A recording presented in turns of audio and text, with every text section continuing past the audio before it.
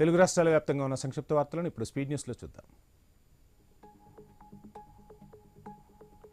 QR code విధానం వల్ల మద్యం ఎక్కడ తయారైంది, ఏ షాప్ ద్వారా అమ్మకాలు జరిపారన్నది తెలుస్తుందన్నారు మంత్రి కొండపల్లి శ్రీనివాస్. విజయనగరం జిల్లా గజపతి నగరంలో మద్యం దుకాణాలను ఆయన ఆకస్మికంగా తనిఖీ చేశారు. క్యూఆర్ కోడ్ విధానం సమర్థవంతంగా అమలవుతుందా లేదా అనే విషయాన్ని తెలుసుకున్నారు. పల్నాడు జిల్లా వినుకొండలో ఎన్ఎస్పీ స్థలాన్ని సిఆర్డీఏ అధికారులతో కలిసి పరిశీలించారు ప్రభుత్వ chief whip GV Anjaneyulu. Municipal complex, market, ప్రభుత్వ కార్యాలయాలు, స్టేడియం నిర్మాణాలకు స్థలం కేటాయింపుపై అధికారులతో చర్చించారు జీవీ.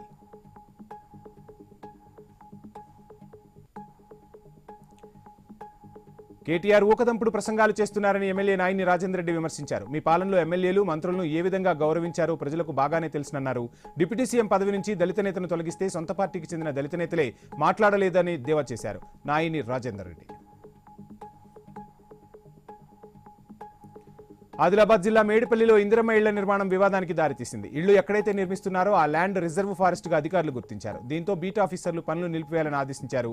దీనిపై గ్రామస్తులు తీవ్ర ఆగ్రహం వ్యక్తం చేస్తున్నారు. గ్రామస్తులకు అధికారులకు మధ్య తోపులాట చోటు చేసుకోవడంతో కాసేపు అక్కడ ఉద్రిక్త పరిస్థితులు నెలకొన్నాయి. జగిత్యాల ధరూర్ క్యాంపస్లోని ఎస్సీ బాలుర హాస్టల్లో ప్రమాదం చోటు చేసుకుంది. విద్యార్థి హిమేష్ చంద్ర బట్టలు ఆరేస్తుండగా పక్కనే ఉన్న ట్రాన్స్ఫార్మర్ పేలడంతో మంటలు అంటుకుని తీవ్రంగా గాయపడ్డాడు. అతన్ని తొలుత జగిత్యాల ప్రభుత్వ ఆసుపత్రికి తరలించగా అక్కడి నుంచి మెరుగైన చికిత్స కోసం కరీంనగర్కు తరలించారు.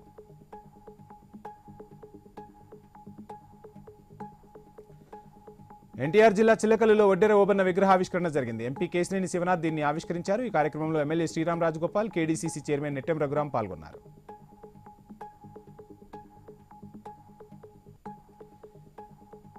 ఏఐ కళ్లద్దాల ద్వారా చూపును కల్పించవచ్చన్నారు MLA Shankar. Srikakulam GEMS medical కాలేజీలో అచలా హెల్త్ సర్వీసెస్ సహకారంతో అందులకు ఏఐ కళ్లద్దాలను పంపిణీ చేశారు.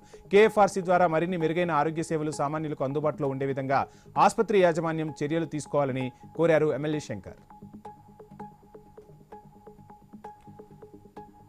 మాచర్లలో డీఎస్పీ జగదీష్ ఆధ్వర్యంలో పోలీసులు కార్డన్ సెర్చ్ నిర్వహించారు. నేర నియంత్రణ చట్టం, సమాధానం పరిరక్షణ దిశగా చర్యలు తీసుకుంటున్నామన్నారు. అనుమానాస్పద వ్యక్తులు కనిపిస్తే సమాచారం ఇవ్వాలని సూచించారు. చట్టాన్ని ఉల్లంఘించిన వారిపై కఠిన చర్యలు తప్పక తీసుకుంటామని హెచ్చరించారు డీఎస్పీ జగదీష్.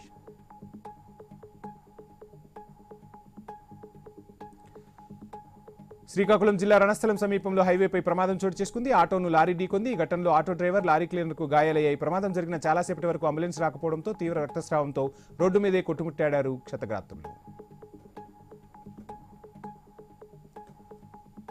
నంద్యాల జిల్లా బండి ఆత్మకూరు మండలంలో భారీ మోసం వెలుగు చూసింది. నారాయణపురం, చిన్నదేవాళపురం గ్రామాలకు చెందిన రైతులను వడ్ల వ్యాపారి నట్టేట ముంచారు. దీంతో ఎస్పీకి బాధితులు ఫిర్యాదు చేశారు. రైతుల నుంచి వడ్లను కొనుగోలు చేసి నెలలు కావస్తున్నా డబ్బులు చెల్లించకపోవడంతో న్యాయం చేయాలని ఎస్పీని కోరారు బాధితులు.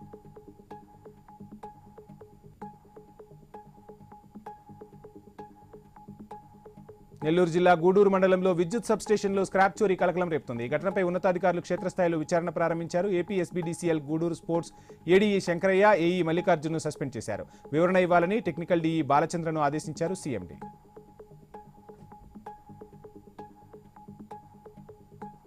ఖమ్మం జిల్లా కల్లూరు మండలంలో విషాదం చోటు చేసుకుంది. యువకుడి వేధింపులు తాళలేక ఓ మైనర్ ఆత్మహత్య చేసుకున్న ఘటన కలకలం రేపుతుంది. బాలిక కుటుంబ సభ్యుల ఫిర్యాదు మేరకు యువకుడిపై పోక్సో యాక్ట్ కింద కేసు నమోదు చేశారు పోలీసులు.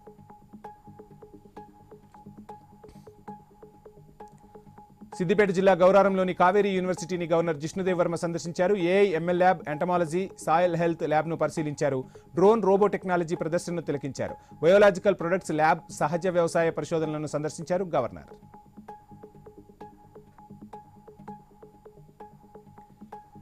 సీఎం రేవంత్ పంజాబ్ మంత్రులు సంజీవ్ అరోరా, గుర్మిత్ సింగ్ కడియానా కలిశారు. పంజాబ్లో 350వ గురుపురబ్ ఉత్సవం జరగనుంది. ఈ కార్యక్రమానికి సీఎం రేవంత్ ను ప్రభుత్వం తరపున వారు సాదరంగా ఆహ్వానించారు.